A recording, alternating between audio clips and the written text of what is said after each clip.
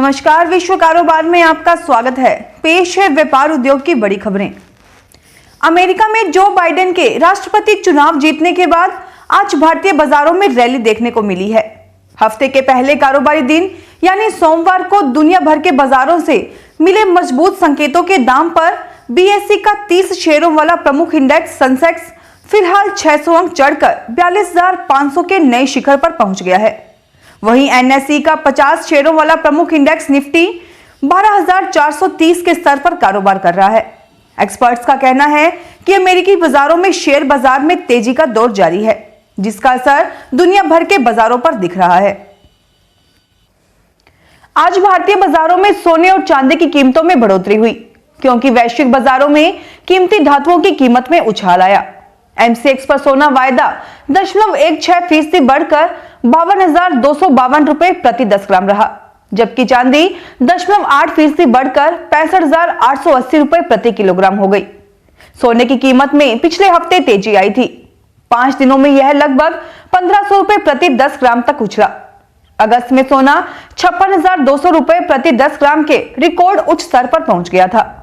वैश्विक स्तर पर कमजोर डॉलर के चलते सोने की कीमत में तेजी आई है। हाजिर सोना 0.2% बढ़कर $1955.76 प्रति औंस हो गया। चांदी 0.5% बढ़कर $25.72 प्रति औंस हो गई और प्लैटिनम 0.8% बढ़कर $896 हो गया।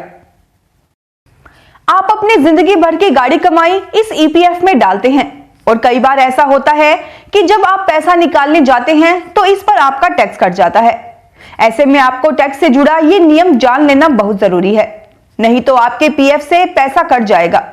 अगर कोई कर्मचारी 5 साल की अवधि से पहले अपना पीएफ निकालता है तो उसे ईपीएफ निकालते समय टैक्स भरना पड़ता है, लेकिन इसके साथ कुछ शर्तें भी लागू हैं, जिसके चलते आप पर टैक्स देनदारी बन सकती है।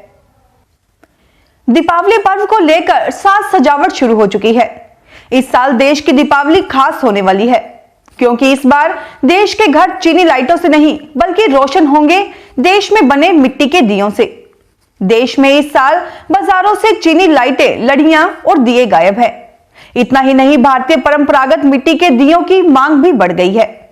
दीपावली पर इस साल भारत की दीपावली स्वदेशी दियों से जगमग होगी।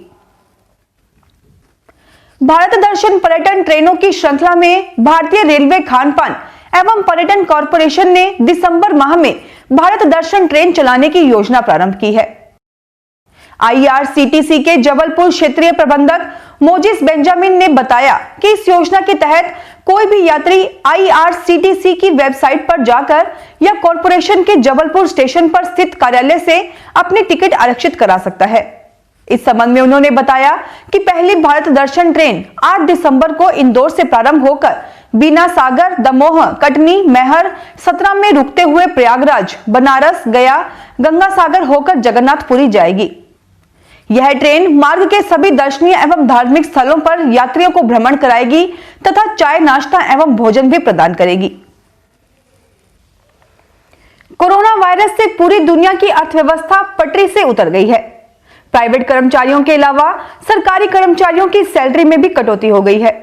सरकारी कर्मचारियों की सैलरी में महंगाई भत्ते में होने वाले इजाफे को रोक दिया गया है। ऐसे ही आंध्र प्रदेश सरकार ने अपने लाखों कर्मचारियों का महंगाई भत्ता साल 2021 तक के लिए फ्रीज कर दिया है। राज्य सरकार ने डीए के साथ साथ पेंशनरों को मिलने वाले पर भी रोक लगा दी है। भारत के कारोबारियों को उम्मीद है कि जो बाइडेन के अमेरिकी राष्ट्रपति बनने के बाद दोनों देशों के रिश्तों में और गर्माहट आएगी। इंडस्ट्री बॉडी सीआईआई के प्रेसिडेंट उदय कोटक ने बाइडेन और कमला हैरिस को उनकी शानदार जीत के लिए बधाई दी और कहा कि दोनों देशों के बीच बढ़ते व्यापार और निवेश के साथ हमारी अर्थव्यवस्थाओं की सेहत एक दूसरे से जुड़ी हुई है और हमें द्विपक्षीय आर्थिक एजेंडा में नई जान डालने के साथ काम करने की जरूरत है, जिससे आर्थिक विकास, नौकरियों, छोटे कारोबारों को मजबूती मिल सके और दोनों देशों के बीच निवेश संबंधी सहयोग और मजबूत हो।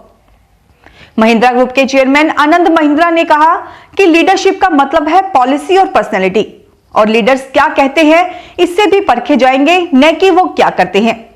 लीडर्स को आखिर में सभी का प्रतिनिधित्व करना चाहिए, न कि सिर्फ उनका जिन्होंने उन्हें वोट दिया है, और लीडर्स में शालीनता और मूल्य कभी नहीं खत्म होना चाहिए। पश्चिम बंगाल में त्योहारों से पहले लोगों के लिए सफर करना आसान हो जाएगा। रेलवे सब अर्बन ट्रेनें चलाना शुरू करेगा। रेल मंत्री पीयूष गोयल ने बताया है कि 11 नवंबर से पश्चिम बंगाल में 696 सब अर्बन ट्रेनें चलाने की शुरुआत की जाएगी। ये सभी ट्रेनें कोरोना वायरस महामारी की वजह से मार्च से ही नहीं चल रही थी।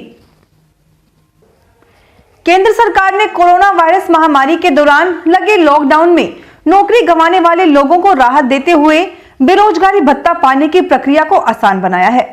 केंद्र सरकार ने अटल बीमित व्यक्ति कल्याण योजना के तहत बेरोजगारी भत्ता पाने के लिए फिजिकली आवेदन फॉर्म जमा कराने और एफिडेविट फॉर्म यानी शपथ पत्र देने की अनिवार्यता को खत्म कर दिया है। इस योजना के तहत लाभार्थी अब ऑनलाइन आवेदन करते समय आधार और बैंक अकाउंट्स डिटेल्स जैसे डॉक्यूमेंट्स की स्कैन कॉपी अपलोड कर सकते हैं। उन्हें अब फिजिकली जाकर इसे जमा नहीं कराना होगा। हालांकि अगर कोई लाभार्थी ऑनलाइन क्लेम के समय डॉक्यूमेंट अपलोड नहीं कर पाते हैं तो उन्हें डॉक्यूमेंट का प्रिंट आउट हस्ताक्षर करके जमा कराना होगा। फिलहाल इस बुलेटिन में इतना ही। फिर हाजिर होंगे और बड़ी खबरों के साथ।